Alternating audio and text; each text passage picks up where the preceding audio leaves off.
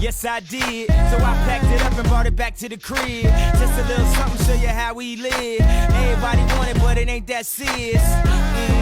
That's that. So if you gon' do it just like this. Like this.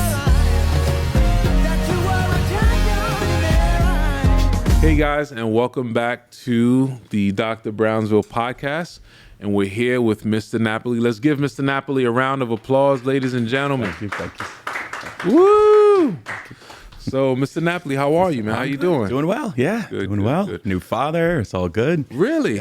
She's 16 months now, so it's been amazing. All good. And that's your only one, or yeah? Our first, yeah. Your first? Yeah. Okay. My mom's asking for like 4 or 5. Oh, you're going to suffer. I just want to say this. She's lucky. She sleeps like 7 p.m. to like 9 a.m. every day. Nice. We're very lucky. It was always that way? Yeah, from like 3-4 months on, so. We kind of left her alone pretty early, and then she just got used to it. But next one's going to be a psycho, I'm sure. So you teach here at the high school. How long have you been? What do you teach? How long have you been at the high school? I teach math. So this year I have AP Calc, Pre-Calc, Geometry, Algebra. I've done just about them all.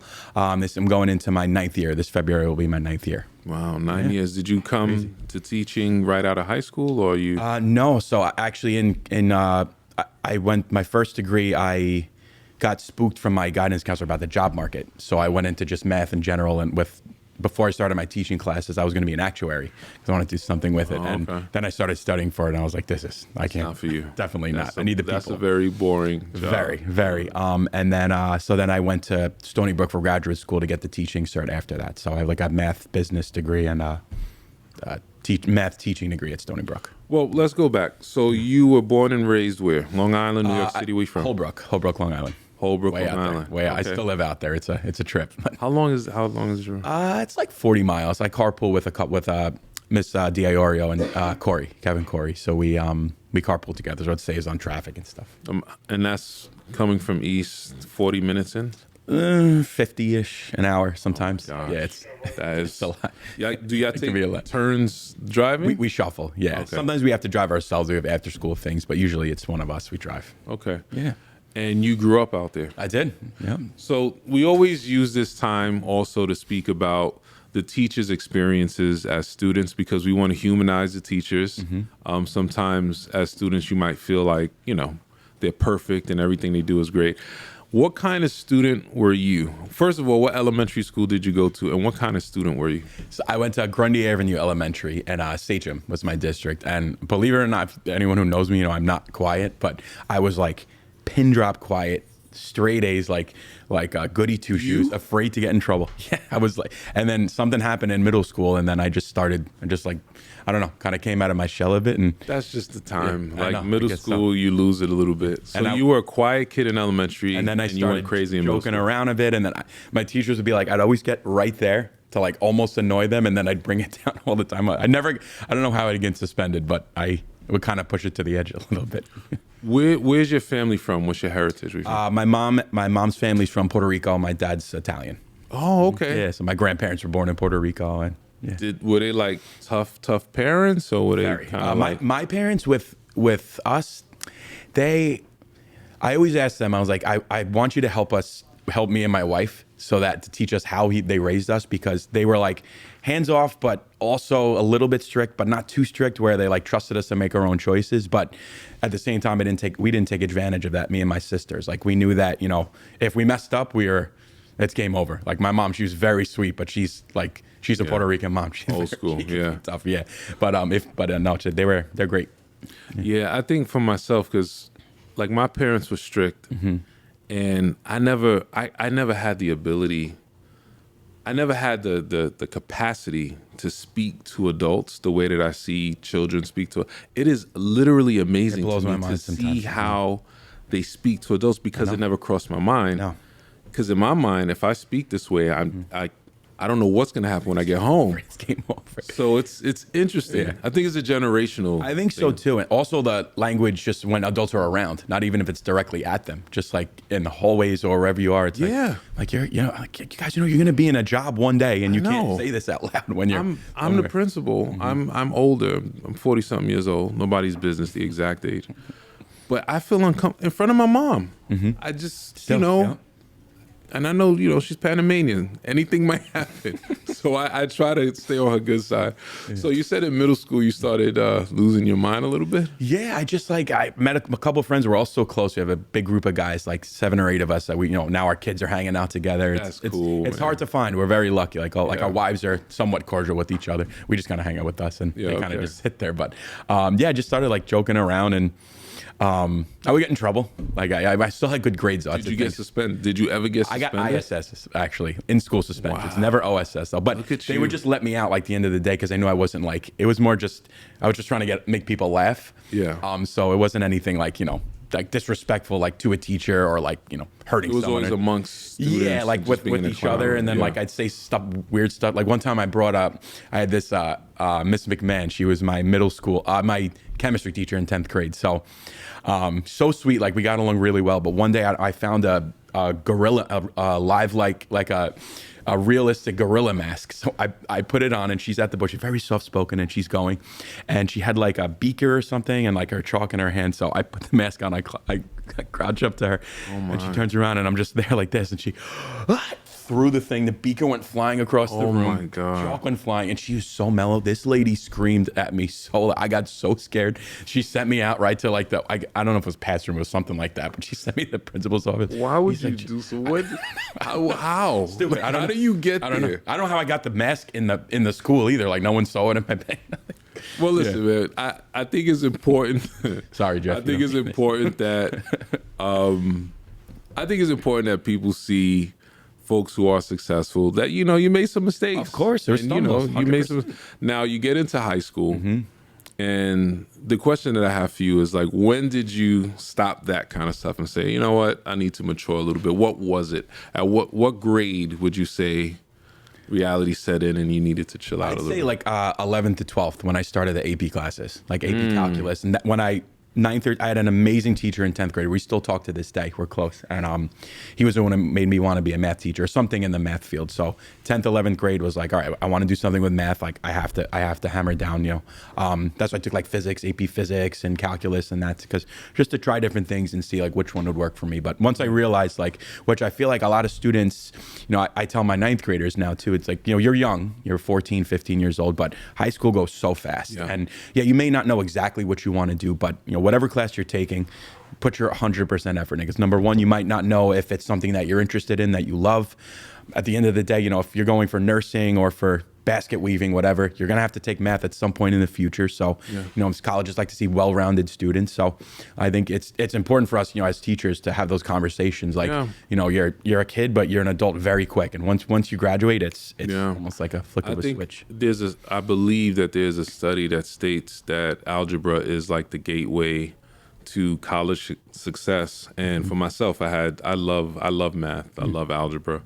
And it gives you such a confidence that I don't think students really understand. I think they think it's just about math, and it's not. It teaches you how to think in an abstract way, problem solve, So I encourage everyone to take a couple of courses, especially AP courses. I feel like it changes you in a certain way. Did 100%. You feel that way? Like, what did it do for you to take those AP courses? It made me realize that I'm more capable than I thought. That's right. It helped me with time management more than anything because I played baseball and I worked outside of school. So having to manage that course load and I did it. I got good grades and it was tough at first, but it feels like such an accomplishment when you can, have a job, make money, get good grades, sleep, have a good family, like, just help out at home and help your parents. And it really prepped me for college too. I feel like along the way, like whether it be college or starting teaching, I was just always used to working a lot and balancing multiple things that it just prepped me for. And it also gives you some college credits. Were they transferable when you went into college? Yes, because you needed, usually if you're going for a math degree, they'll want like a 4 or a 5 depending on the program. But most schools, if you're not going for math, a 3 is good. So I had that. So I got to skip right to Calc 3 in college. Yeah, so nice. Kids, if you're looking at the podcast, AP courses is just not a punishment. It actually helps you in a bunch of different ways. And talk to me a little bit. You said you played baseball. Did you play for your high school and college, or did you just play for your high school? Yeah, I was varsity in 9th grade, actually, a pitcher. Oh, Yeah, okay. I could pitch. I wasn't tall, so I grew really fast in middle school. I was the tallest one, and then I just stopped. I don't know. So I was thinking, I'm gonna be 6'5", I'm gonna be throwing gas in high school. And but I pitched my senior year. I met with the college coach, the St. Joe's coach. It was a D3 school, but just to play. And third game into my senior year, I'm just throwing, and I'm like, oh, my elbow. I'm like, what is? That's when it happened. Woke up, giant lump on my elbow. What do they call it? It's like a pitcher's. Tommy John is the one. Tommy John, yeah. So it wasn't that. It was like partially torn, and I could never really pitch again. So kind of just. I know you live with that. I think it messes with you. I could imagine. I miss it so because I play softball now, and it's like, underhand, and like everyone hits home runs. I'm like, I know it's fast. I know. pitching and, I know. Listen, man. I played high school, college basketball. And there's always that.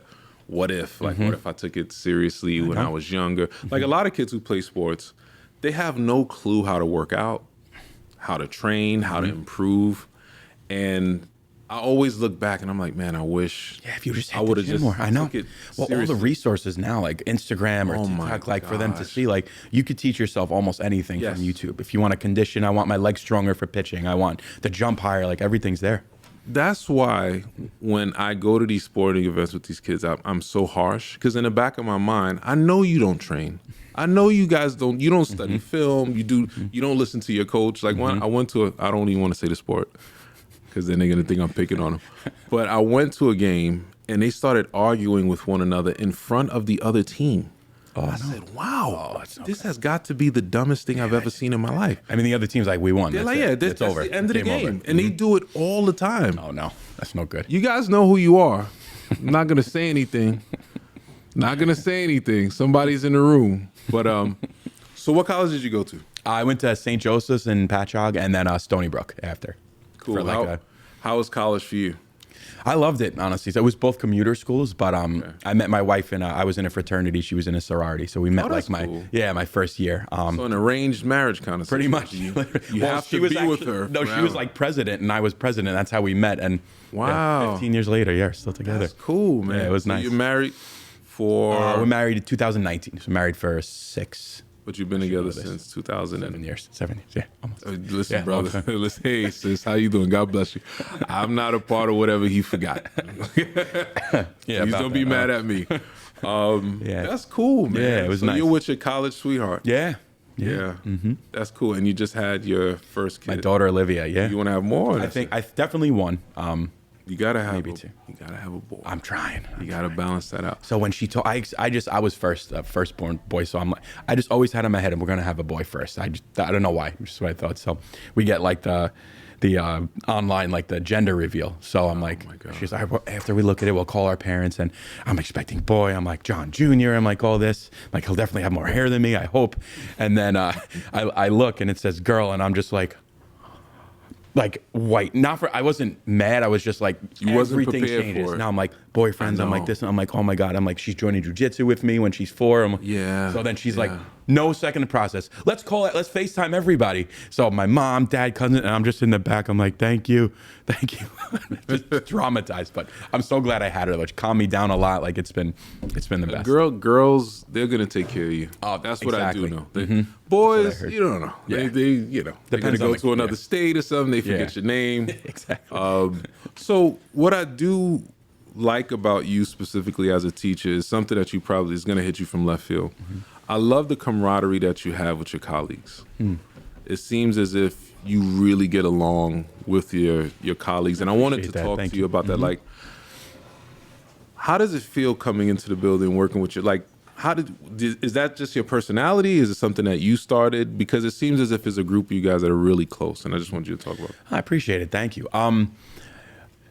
I think starting a career, starting a new job, it's somewhere that you're probably going to be for 30, 40 years. So I always try, whether it's someone that I get along with or someone I don't know in the beginning, at least to just try to meet and just find the best stuff about them. And I think just if being close to my coworkers and just learning things about them, learning their families, like some of them have been to my house, some of them were at my wedding, like it just makes the work experience so much better. Because I know, like, even if I have a rough day in the classroom, there's somewhere I can go, whether it's the SLC or the library, like someone's there to go grab a coffee with or hang out with or just vent to or whatever it is. So it's I think it's huge, because as much as like teaching is it's, our job is to teach the kids. It's just so much more involved in that. It's so emotional. There's just so much of your soul is into it that you need to be able to talk to people and have a mutual respect that you can have those conversations. And I just think it's not everyone likes to just talk. I would talk to a tree if it talked back to me too. But you know what it is. I think that